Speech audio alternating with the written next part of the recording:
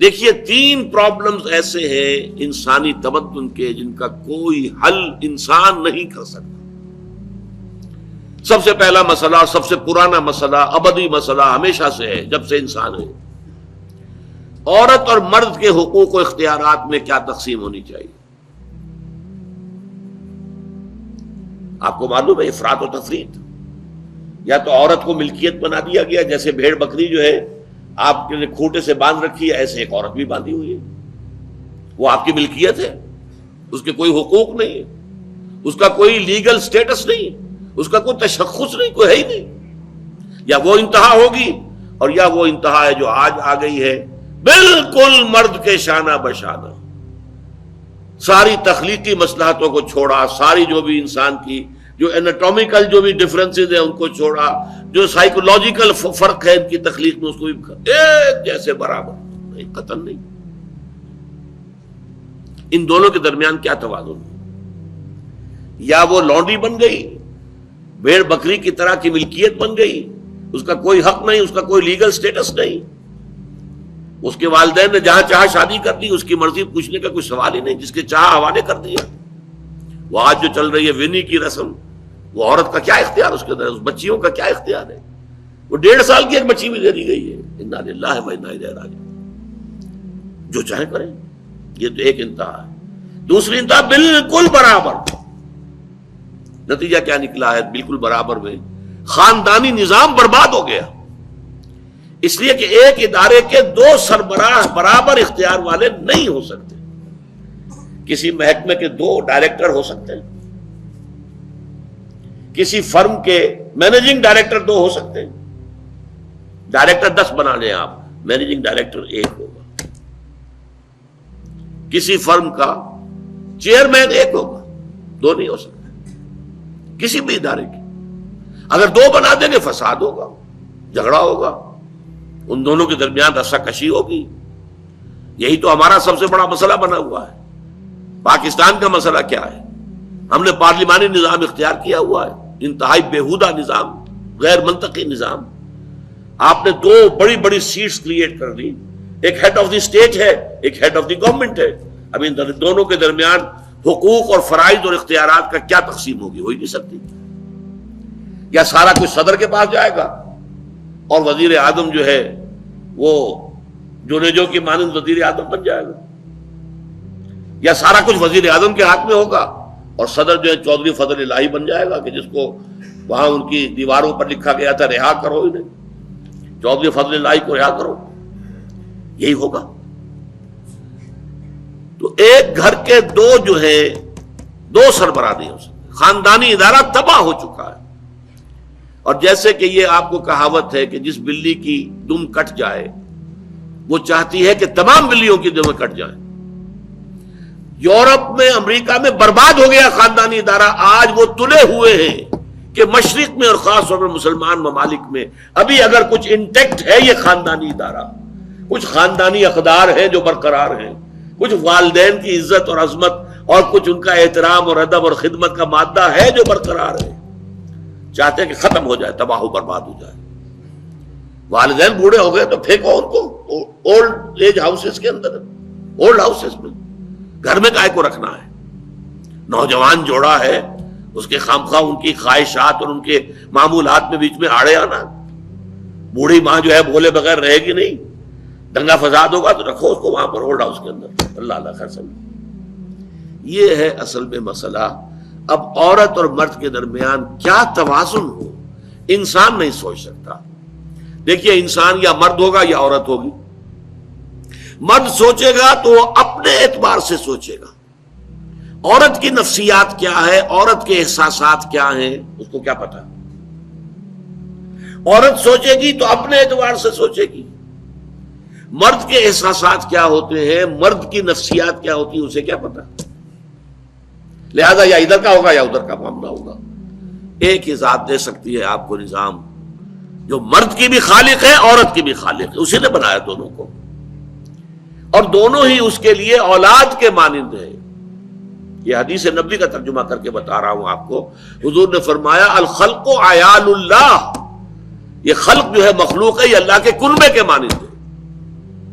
تو مرد بھی اللہ کے اس کنبے میں شامل ہے، عورتیں بھی شامل ہے. اس نے نظام دیا، شادی بیاہ کے یہ قوانین ہونے چاہیے، طلاق وغیرہ کا یہ مسئلہ ہونا چاہیے. یہ سارا ضابطہ جو دیا ہے وہ اس لیے دیا ہے کہ یہ انسان اپنے ذہن سے نہیں سوچ سکتا. آج تباہی آ گئی ہے مغرب کے اندر، شادی کرنا ہی نہیں چاہتے. We are living together. شادی کریں گے تو نتیجہ پتہ ہے کیا نکلتا ہے؟ آپ نے اپنی بیوی کو طلاق دی، سب سے پہلے تو یہ کہ آدھی پوری آپ کی جو ملکیت ہے اس کا آدھا حصہ دے دیے اسے. نمبر 2، گھر اگر آپ کا اپنا ہے تو اس میں بیوی رہے گی، آپ نکل جائیے یہاں سے. کوئی مرد اس کو قبول کرنے کو تیار نہیں تو وہ شادی کرتا ہی نہیں. اور عورت کی ضرورت ہے، لہذا عورت بغیر شادی کیے بھی اس کے ساتھ رہتی ہے، بچے پیدا کرتی ہے. بٹ وداؤٹ میرج جو بچے پیدا ہو رہے ہیں حرامی بچے. تو پچھلے سال صدر کلنٹن نے کیا کہا تھا؟ اس کا جو اپنا خطاب تھا نیو ایئرز ڈے کا، وہ خطاب کیا تھا؟ ان قریب ہماری قوم، امریکن قوم کی اکثریت حرام زادوں پر مشتمل ہوگی. یہ حرام زادہ ترجمہ کیا ہے میں نے، بورن وداؤٹ ویڈ لاک، شادی کے بندھن کے بغیر پیدا ہونے والے. پوری کو ہم حرامی کہتے ہیں، حرام زادے کہتے ہیں، اور کس کو کہتے ہیں؟ اچھا دوسرا مسئلہ، پہلا مسئلہ تو یہی ہے، پرانا بہت ہے، قدیم ہے. دوسرا مسئلہ، ایک ریاست ہے، ایک نظام ہے، اس کے کچھ اختیارات اور حقوق ہونے چاہیے. ایک عوام ہے، ان کے کچھ اختیارات ہونے چاہیے. عوام چاہیں گے زیادہ سے زیادہ آزادی ہمیں ملے، ریاست چاہے گی زیادہ سے زیادہ اختیار ہمارے ہاتھ میں ہو. اب جو کچھ ہو رہا ہے ترمیمات کے ضمن میں کیا ہو رہا ہے؟ ایک طرف جو ہے مشرف صاحب چاہتے ہیں زیادہ سے زیادہ اور طویل سے طویل میرا دور اقتدار ہو اور اختیارات جو ہے میرے ہاتھ میں آ جائے، گھنٹہ گھر بن جاؤں میں فیصلہ بات کر. ساری کوشش ان کی ہے. اور یہ ARD وغیرہ کیا کر رہی ہیں کہ نہیں، حقوق عوام کے ہاتھ میں آنے چاہیے. اب اس میں بھی توازن کیا ہو؟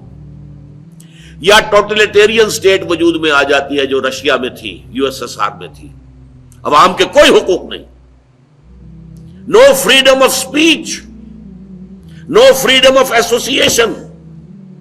نہ تم اپنے خیالات کا اظہار کر سکتے ہو، نہ تم کو جماعت بنا سکتے ہو. یہ نظام تھا. کام کرو، ویجز لو، بس اللہ اللہ خرچ اللہ. حیوانوں کی طرح پر کہ صرف راتب دے دیا جائے گا، باقی تمہیں کوئی تمہاری ایکسپریشن، کوئی اپنے خیالات کا اظہار، کوئی فریڈم آف ایسوسیشن نہیں. امریکہ دوسری انتہا پر، مادر پدر آزاد. 2 مرد شادی کرنا چاہتے کر لیں، ایک مرد بیوی ہو جائے گا اور ایک مرد شوہر ہو جائے گا. لیگلی قانون کے نزدیک ریکگنائزڈ ہوگا. ایک آزادی کی وہ انتہا ہے. گیز، ہوموسیکشولز، وہ وہاں جلوس نکالتے ہیں، بڑے ٹھاٹ سے نعرے لگاتے ہوئے گزرتے ہیں. وہ ہنستے ہیں، ہم لوگوں پر ہنستے ہیں، یہ پاگل لوگ ہیں یہ جو اس کو ہوموسیکشولیٹی کو بری شے سمجھتے ہیں. اور نیو یارک کا جو میئر ہے وہ لیڈ کرتا ہے پروفیشن. کیوں کرتا ہے؟ اسے اگلا بھی الیکشن لڑنا ہے اور گیز کے ووٹس بہت ہیں. اس سے اندازہ کیجئے کہ کتنی پرسنٹیج وہاں گیز کی ہو چکی ہے، ہوموسیکشولز کی. یہاں تک کہ طے کر دیا گیا ہے مذہبی میدان میں بھی گیز کو اجازت ہے، وہ پادری بن سکتے ہیں. گیز ہیں، ہوموسیکشولز ہیں، فطرت کے خلاف کام. کیا وہ آزادی ہے؟ تو کہاں ہے بیلنس؟ انسانی ذہن کے لیے ناممکن ہے اس بیلنس کا تلاش کرنا. نمبر 3، سرمایہ اور محنت. پروڈکشن جو بھی ہوتی ہے 2 چیزوں سے ہوگی. سرمایہ دار تھا، اس نے کارخانہ لگایا ہے، اتنے کروڑ روپے لگا دیے ہیں، یہ کیا ہے، وہ کیا ہے، یہ سرمایہ ہے. لیکن وہ کیا کر لے گا اکیلا؟ 10,000 آدمی کام کر رہا ہے، لیبر ہے. اب جو کچھ بھی بن رہا ہے، جو پروڈکٹ بن رہا ہے اور جو اس سے آمدنی ہو رہی ہے، اس میں دونوں کے حصہ ہے، لیبر کا بھی حصہ ہے اور سرمایہ کا بھی حصہ ہے. لیکن منافع میں کتنا حصہ سرمایہ کا ہوگا، کتنا لیبر کا ہوگا، کون طے کرے گا؟ یا تو سرمایہ داری بن جائے گی، سب میں تو آپ کو 10 روپے دے سکتا ہوں ڈیلی ویج، منظور ہے تو کام کیجئے ورنہ چاہیے دفع ہو جائے گی. اور بہت سے آپ کے بھائی موجود ہیں جو 10 روپے پر کام کرنے کے لیے تیار ہو جائیں گے. ساری دولت سمٹ کر جا رہی ہے کارخانے دار کے ہاتھ میں۔ کیپٹلزم جو کیپٹل ہے، جو سرمایہ ہے، اصل جو ہے دولت اسی کی طرف، روپے کو روپیہ کھینچتا ہے، پیسے کو پیسہ کھینچتا ہے۔ لہذا امریکہ میں آپ کو ایسے لوگ مل جائیں گے جنہیں اپنی دولت کا اندازہ نہیں ہے کہ کتنی دولت ان کے پاس ہے، بلینز آف ڈالر کا ایک ایک چیک لکھ سکتے ہیں، اور یہودی ہے وہ۔ دوسری طرف امریکہ میں آپ کو گھیٹوز مل جائیں گے، گھیٹوز، اور ایک ہی جزیرہ ہے مینہٹن، کوئی 11 میل لمبا ہے، چوڑائی کہیں 2-3 میل ہے، کہیں ذرا زیادہ ہے۔ اس کے ساؤتھ میں جہاں یہ 2 بڑے بلڈنگیں کھڑی تھی جو گرائی ہیں، جو بھی تھے دہشت گرد، یہاں پر یہ اس کا ریچسٹ حصہ ہے، پوری دنیا کی دولت یہاں جمع ہے، سارے بینک وہاں ہیں۔ اور اسی جزیرے کے شمالی علاقے کے اندر گھیٹوز ہیں، افرو امریکنز، کالے امریکی، یوں سمجھیے کہ سب ہیومن لیول پر رہ رہے ہیں، حیوانوں کی طرح زندگی گزار رہے ہیں۔ یہ ڈسپیرٹی نظر آ جائے گا۔ تو اب عدل و انصاف کی کیا شکل ہو؟ یا وہ ہے جو رشیا میں اور USSR میں تھا، یا یہ ہے جو امریکہ میں اور اس کے الائز کے اندر ہے۔ یہ ہے وہ مسئلہ جہاں انسان ہاتھ جوڑ کر، گھٹنے ٹیک کر اللہ سے دعا کرنے پر مجبور ہے، اے اللہ تو نے مجھے فطرت سلیمہ بخشی، اے اللہ تو نے مجھے عقل سلیم سے نوازا، اے اللہ میں نے تجھے پہچان لیا کہ کل شکر اور کل ثنا کا مستحق تو ہی ہے، اے اللہ میں نے تجھے پہچان لیا کہ تو تمام جہانوں کا پروردگار اور مالک ہے، اے اللہ میں نے تجھے پہچان لیا جزا و سزا کے دن کا مالک و مختار مطلق تو ہے، اے اللہ میں نے طے کر لیا ہے تیری ہی بندگی کرتا ہوں اور کروں گا، اور تو ہی سے مدد چاہتا رہوں گا، لیکن اے اللہ میں مجبور ہوں، میری عقل جو ہے میرا ساتھ نہیں دیتی، کروں کیا، چلوں کس راستے پر، کون سے راستے پر؟ یہ عملی حصہ ہے دین کا، وہ سارا تھا فکری، نظری، ایمانی حصہ، الحمدللہ رب العالمین الرحمن الرحیم مالک یوم الدین، یہ کیا ہے؟ یہ ایمانی، فکری، نظریاتی حصہ ہے۔ عملی حصہ کیا؟ اہدنا الصراط المستقیم، ہمیں سیدھے راستے کی ہدایت بخش، صراط الذین انعمت علیہم، راستہ ان کا جن پر تیرا انعام ہوا، تیرے پسندیدہ بندے جو ہوئے، غیر المغضوب علیہم، جو مغضوب علیہم نہیں ہوئے، ان پر تیرا غضب نہیں آیا، غصہ نہیں آیا، ولا الضالین، اور نہ ہی وہ سیدھے راستے سے بٹ گئے۔ یہ ہے سورہ فاتحہ کا مقام۔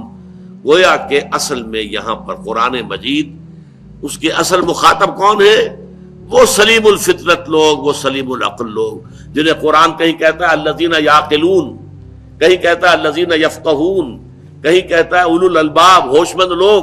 یہ وہ لوگ ہیں کہ قرآن مجید اصل میں ان سے مخاطب ہے، اور وہ خود سفر طے کر کے اللہ کی ذات تک، معرفت خداوندی تک تو پہنچ گئے ہیں، لیکن اب عملی زندگی کے اندر رہنمائی کے لیے درخواست کر رہے ہیں، اہدنا الصراط المستقیم صراط الذین انعمت علیہم غیر المغضوب علیہم ولا الضالین۔ یہی وجہ ہے کہ فوراً سورہ بقرہ شروع ہوتی ہے، الف لام میم ذالک الکتاب لا ریب فیہ ھدی للمتقین، یہ ہدایت ہم تمہیں دے رہے ہیں۔ یہ قرآن جواب ہے اس دعا کا، اہدنا الصراط المستقیم